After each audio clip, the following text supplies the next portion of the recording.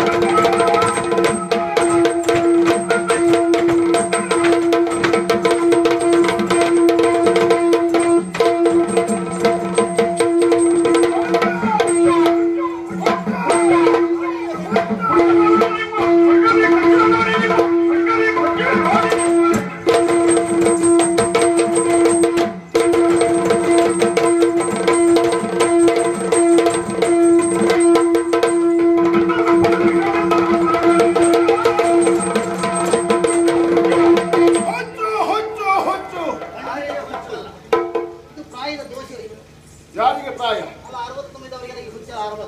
60ಕ್ಕೆ ಅರೆ ಮರಳು ಬರುವುದು ವಿಶೇಷ ಅಲ್ಲ. ನನಗೀಗ ತಲೆ ಬಿಸಿ ಆದದ್ದು ನಿಮ್ಮನ್ನು ನೋಡಿದಾಗ. 60ಕ್ಕೆ ಬರ್ಬೇಕಾದ 20ಗೆ ಬಂತಲ್ಲ ಅಂತ. ನೀವು ಮಾಡುತ್ತಿರುವ ಮಾತು ಹುಚ್ಚರು ಆಡುವ ಮಾತಾಯ್ತು. ಕಾರಣ ಏನು? ಚಿತ್ತೂರಿನಲ್ಲಿ ಅರ್ಧ ರಾಜ್ಯ ತಮಗೆ ಬೇಕು, ಕೊಡಿಯನ್ನು ಹಾಗೆ ಕೇಳ್ತಾ ಇದ್ದೀರಲ್ಲ. ನೀವು ನಿಜವಾಗಿ ಶೆಟ್ರ ಮಕ್ಕಳೇ ಹೌದಾ? ಶೆಟ್ರು ಮಕ್ಕಳು ಹೌದೇ ಅಂತಾಗಿದ್ರೆ ನಿಮಗೆ ಸ್ವಲ್ಪ ಆಲೋಚನೆಗಳು ಬರಬೇಕಿತ್ತು. ಯಾವುದು? ಸಂಪ್ರದಾಯದ ಬಗ್ಗೆ. ಸಂಪ್ರದಾಯದ ಬಗ್ಗೆ ನೀವೇನಾದ್ರೂ ಸ್ವಲ್ಪನಾದ್ರೂ ತಿಳ್ಕೊಂಡಿದ್ದೀರಾ? ಸಾಮಾನ್ಯ ಮಟ್ಟಿಗೆ ತಿಳ್ಕೊಂಡಿದ್ದೇವೆ. ಹೌದಾ? ಇನ್ನು ನಿಮ್ಮ ಚಿತ್ತೂರು ಮನೆತನದ ವಿಶೇಷತೆ ಇದ್ರೆ ತಿಳಿಸ್ಕೊ. ಯಾಕೆ ಹೇಳಿದೆ? ಚಿತ್ತೂರಿನ ರಾಜ್ಯ ಎನ್ನುವುದು ನನ್ನ ಮಕ್ಕಳಿಗೆ ಆಗಲಿ ನನ್ನ ತಮ್ಮನ ಮಕ್ಕಳಿಗೆ ಆಗಲಿ ಸಿಗುವಂತದ್ದಲ್ಲ. ಯಾಕೆ? ಅಳಿಯ ಸಂತಾನದ ನಡವಳಿಕೆಯ ಪದ್ಧತಿಯ ಬಗ್ಗೆ ನೀವು ತಿಳ್ಕೊಂಡಿದ್ದಿದ್ರೆ ಖಂಡಿತವಾಗಿಯೂ ಕೇಳ್ತಾ ಇರಲಿಲ್ಲ. ಅಳಿಯ ಸಂತಾನದ ಪ್ರಕಾರ ಮನೆಯ ಮಗಳಿಗೆ ಸಿಗುವಂತದ್ದು ಅಧಿಕಾರ, ಮನೆಯ ಮಕ್ಕಳಿಗೆ, ಮನೆಯ ಗಂಡು ಮಕ್ಕಳಿಗೆ ಸಿಗುವಂತದ್ದಲ್ಲ. ಮತ್ತೆ ನೀವು ಕೇಳುವುದು ಸರಿಯಾ?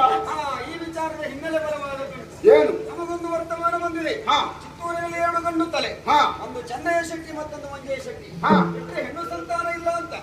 ಹೆಣ್ಣೆ ನಿಮ್ಮ ವಂಶದಲ್ಲಿ ಇಲ್ಲ ಎನ್ನುವಂತ ವಿಚಾರ ತಿಳಿದು ಗಂಡಿನಲ್ಲಿ ಹುಟ್ಟಿರುವಂತ ನಾವು ಅಧಿಕಾರ ಕೇಳಿದ್ದೇವೆ. ಅಳಿಯ ಸಂತಾನದ ಪ್ರಕಾರ ಹೆಣ್ಣೊಂದು ಅಗತ್ಯವಾಗಿ ಬೇಕು ಎನ್ನುವ ಕಾರಣಕ್ಕಾಗಿ ಬೆಳ್ಳಾಲದಿಂದ ಚಿಕ್ಕಮ್ಮ ಎನ್ನುವ ಹೆಣ್ಣನ್ನು ದತ್ತು ಸ್ವೀಕಾರ ಮಾಡಿದ್ದೇನೆ. ಅವಳಿಗೆ ಮದುವೆ ಕೂಡ ಮಾಡಿಸಿದ್ದೇನೆ. ಅವಳಲ್ಲಿ ಹುಟ್ಟಿದ್ದು ಒಂದು ಹೆಣ್ಣು ಮಗು. ಹೆಣ್ಣು ಹುಟ್ಟಿದ ಮನೆ ಖಂಡಿತ ಚೊಕ್ಕ ಆಗುವುದಿಲ್ಲ. ಏನಿದ್ರು ಚೊಕ್ಕ ಆಗುವುದು ನಿಮ್ಮಂತ ಗಂಡು ಮಕ್ಕಳು ಹುಟ್ಟಿದ ಮನೆ. ಕೊಲ್ಲಾಂಬಿಕೆ ಎನ್ನುವ ಹೆಸರನ್ನಿರಿಸಿದ್ದೇನೆ. ನನ್ನ ನಂತರ ಚಿತ್ತೂರಿನ ಸಮಸ್ತ ಅಧಿಕಾರ ಎನ್ನುವುದು ನನ್ನ ಸೊಸೆಯಾಗಿರುವಂತಹ ಕೊಲ್ಲಾಂಬಿಕೆ ಎನ್ನುವ ಹಾಗೆ ಮರಣ ಶಾಸನದಲ್ಲಿ ಬರೆದು ಹಾಕಿ ಆಯ್ತು. ನಾನು ಹೌದಪ್ಪ, ಬರದ್ ಹಾಕಿ. ಆದ್ರೆ ನಿಮ್ಮಲ್ಲೇ ಒಂದು ಮಾತು, ಈ ಬೆಳ್ಳಾಳದಿಂದ ದತ್ತು ಸ್ವೀಕಾರ ಮಾಡಿಕೊಳ್ಳುವಾಗ ನಮ್ಮ ಅಪ್ಪನಾಗಿರುವಂತಹ ಮಂಜಯ್ಯ ಶೆಟ್ಟರಿಗೆ ಒಂದು ಮಾತು ಹೇಳಿದ್ದೇನೆ. ಎಲ್ಲರಿಂದಲೂ ಅಭಿಪ್ರಾಯವನ್ನು ತಿಳ್ಕೊಂಡಿದ್ದೇನೆ. ನೀವು ಈ ರೀತಿಯಾಗಿ ಹೇಳಿದಾಗ ನಾವಂತೂ ಒಪ್ಪಿಕೊಳ್ಳುವುದಕ್ಕೆ ಸಾಧ್ಯ ಇಲ್ಲ. ಯಾಕೆ ಒಪ್ಪುವುದಿಲ್ಲ ಅಂತ ಬೇಡುವ? ಇದಕ್ಕೆ ನಿಮ್ಮ ತಮ್ಮ ಮಂಜಯ್ಯ ಶೆಟ್ಟಿ ಒಪ್ಪಿದ್ದಾರೆ ಅಂತ ನೀವು ಹೇಳಬಹುದು. ಆದ್ರೆ ನಮಗೆ ಸಾಕ್ಷಿ ಬೇಕಲ್ಲ? ಬೇಕಾ? ನನಗೂ ಕೂಡ ಒಂದು ಸಾಕ್ಷಿ ಬೇಕೀಗ. ನೀವು ಹೇಳ್ತಾ ಇದ್ದೀರಲ್ಲ ನನ್ನ ತಮ್ಮನ ಮಕ್ಕಳು ಎನ್ನುವ ಹಾಗೆ ನನ್ನ ತಮ್ಮನಿಗೆ ಹುಟ್ಟಿದವರೆನ್ನುವುದಕ್ಕೆ ಸಾಕ್ಷಿ ಏನುಂಟು? ಅದಕ್ಕೆ ಸರಿಯಾದಂತ ಸಾಕ್ಷಿ ನಾನು ಕೊಡ್ತೇನೆ. ಏನು? ಯಾವುದೇ ಒಂದು ಹೆಣ್ಣಾದರೂ ಸಹ ಅಗ್ನಿ ಸಾಕ್ಷಿಯಾಗಿ ಮಾಂಗಲ್ಯವನ್ನು ಕಟ್ಟಿದಂತ ವ್ಯಕ್ತಿಯನ್ನೇ ಗಂಡ ಎಂಬುದಾಗಿ ಸಂಬೋಧಿಸಿಕೊಳ್ಳುವುದು. ಸರಿ. ನಮ್ಮ ಅಮ್ಮನೇ ಆಡಿರುವಂತಹ ಮಾತು. ನಿಮ್ಮ ಹುಟ್ಟಿಗೆ ಕಾರಣಕರ್ತರಾದವರು ಚಿತ್ತೂರು ದೊರೆಯಾಗಿರುವಂತಹ ಚೆನ್ನಯ್ಯ ಶೆಟ್ಟಿ ತಮ್ಮ ಮಂಜಯ್ಯ ಶೆಟ್ಟಿ ಎಂಬುದಾಗಿ ಅಮ್ಮನ ಮಾತನ್ನು ಅಂಗೀಕರಿಸಿಕೊಂಡು ಬಂದಿದ್ದೇವೆ. ಸಾಕ್ಷಿ ಸಾಕು ಮತ್ತೆ ಬೇಕಾ? ನನಗ ಸಾಕ್ಷಿ ಸಾಕಾಗುವುದಿಲ್ಲ. ನಾನು ಒಪ್ಪಬೇಕು, ನಾನು ನಂಬಬೇಕು ಅಂತ ಆದ್ರೆ ನನ್ನ ತಮ್ಮನೇ ಬಂದು ಹೇಳ್ಬೇಕು. ನನ್ನ ತಮ್ಮನನ್ನು ಕರೆಸಿ ಇಲ್ಲಿ. ಊರಲ್ಲಿ ಕರೆಸುವುದು ಹೇಗೆ? ಊರಲ್ಲಿ ಇಲ್ಲ, ಎಲ್ಲಿ ಹೋದ? ತೀರ್ಥಯಾತ್ರೆ. ಹೌದಾ? ಹಾಗಾದ್ರೆ ಒಂದು ಕೆಲಸ ಮಾಡುವ. ಅವ ತೀರ್ಥಯಾತ್ರೆಗೆ ಹೋದವ, ಬರುವಲ್ವರೆಗೆ ಕಾಯುವ. ಬಂದ ಮೇಲೆ ನಾಲ್ವರು ಒಟ್ಟಿಗೆ ಕುಳಿತುಕೊಂಡು ಒಂದು ತೀರ್ಮಾನ ತಗೊಳ್ಳು. ಎಷ್ಟು ವರ್ಷ ಆದ್ರೂ ಆಗ್ಲಿ. ಏನೀಗ ಸಂದರ್ಭದಲ್ಲಿ ಅಲ್ಲ, ನೀವೇ ಹೋದ್ರೆ ನಿಮಗಿಂತ ನೀವೇ ಹೋದ್ರೆ ಏನ್ ಮಾಡುದು? ಅದಕ್ಕಾಗಿ ಅಧಿಕಾರ ನಮಗೆ ಅಲ್ವಾ? ಯಾರಿಗೂ ಆಯುಷ್ಯ ಎನ್ನುವುದು ಶಾಶ್ವತ ಅಲ್ಲ. ಯಾರು ಎಷ್ಟೊತ್ತಿಗೆ ಹೋಗ್ತಾರೆ ಅಂತ ಹೇಳಲಿಕ್ಕೆ ಆಗುದಿಲ್ಲ. ಇವತ್ತಿದ್ದವ ನಾಳೆ ಇರುವುದಿಲ್ಲ, ನಾಳೆ ಇದ್ದವ ನಾಡಿದ್ದಿರುವುದಿಲ್ಲ. ಆಲೋಚನೆ ಮಾಡುವಾಗ ಈ ಕೊಡುವುದೇ ಸೂಕ್ತವಂತ ಸಮಯ. ಎಂತದ್ದು? ಅಧಿಕಾರ ಅಧಿಕಾರ ಕೊಡುವುದಲ್ಲ ಬೇಕು.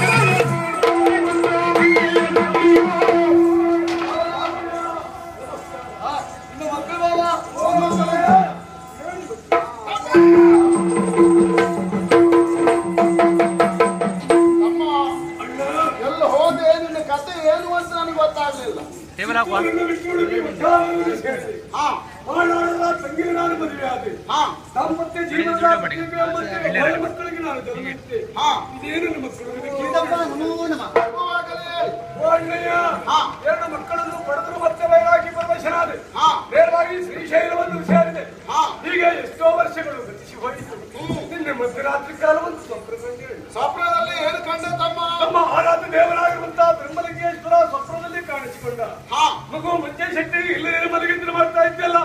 ಉಡುಪಿ ಉದ್ಯಾವರದಲ್ಲಿ ಭೀಕರವಾಗಿರುವಂತಹ ಯುದ್ಧ ನಡೆಯುತ್ತಾ ಇದೆ. ಹೋಗಿ ಯುದ್ಧ ನಿಲ್ಲಿಸುವ ಅಂತ ಹೇಳಿದ. ಅಣ್ಣ ಎಚ್ಚೆತ್ತು ನೋಡ್ತಾ ಇದ್ದೇನೆ, ಉಡುಪಿ ಉದ್ಯಾವರದಲ್ಲಿದ್ದೇನೆ.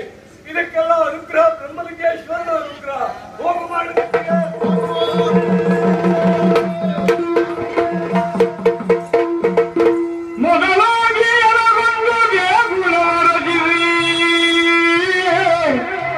ಮೊದಲಾಗಿ ಜನಗೊಂದು ದೇಗುಲವ ರಚಿಸಿ ನಿರತ ಪೂಜೆಗೆ ವಿಪ್ರರನ್ನು ನೇಮಿಸುತ್ತ ವರುಷಕ್ಕೆ ಹಾಲ ಹಬ್ಬ ಹೊರ ಮಕರ ಸಂಕ್ರಮಣ ದಿನದಂದು